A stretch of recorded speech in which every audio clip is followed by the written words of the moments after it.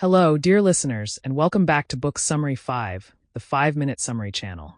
I'm Sammy, your host. Today, we're stepping back into the tender, complicated, and deeply reflective world of childhood by Leo Tolstoy. This short novel, published in 1852, was Tolstoy's very first published work and marks the beginning of his lifelong exploration of human nature. It's a semi-autobiographical piece that doesn't follow a plot in the conventional sense, but instead captures the emotional landscape of being a child, those first experiences of joy, confusion, fear, and wonder that stay with us long after we grow up. Let's walk through it together, so you'll feel like you've read it cover to cover.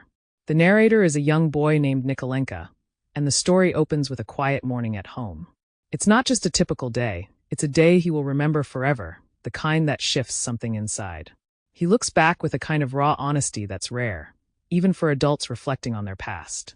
What Tolstoy does so beautifully in childhood is capture the internal world of a child not as naive or simple, but as vibrant and full of contradiction.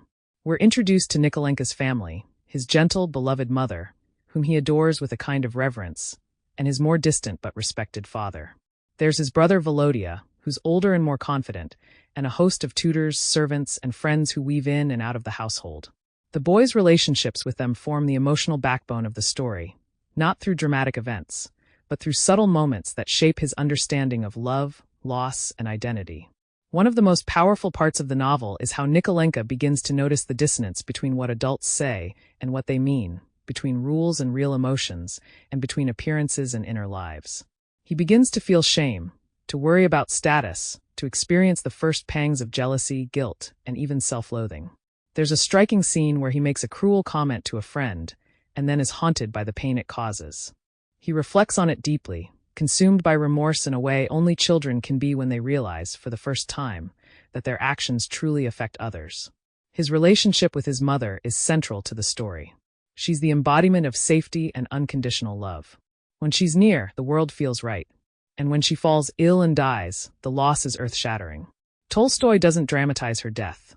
Instead, he shows how it reshapes Nikolenka's world, how it fractures the foundation of his security and innocence.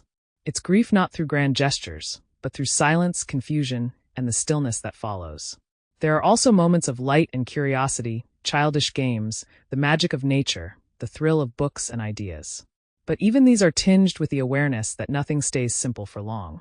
Nikolenka is growing up, and childhood is ultimately about that irreversible moment when you stop being a child in spirit, even if you still are one in age. What's remarkable is how Tolstoy, in his early 20s when he wrote this, manages to so vividly portray the psychological depth of a young boy. It's not sentimental or nostalgic, it's piercingly honest. He doesn't idealize childhood as a time of carefree happiness.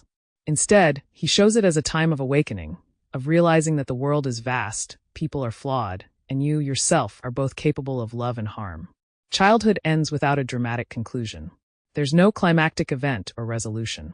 Instead, it leaves us in that in-between space, where memory becomes identity, and where the first emotional footprints of a person's life are still fresh in the sand. It's the beginning of a story, not just for Nikolenka, but for the voice that would later write War and Peace and Anna Karenina. Thank you for tuning in to Book Summary 5, the 5-Minute Summary channel.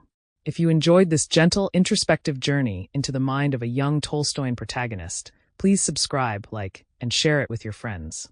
Until next time, happy reading, and don't forget the moments that shaped your own beginnings.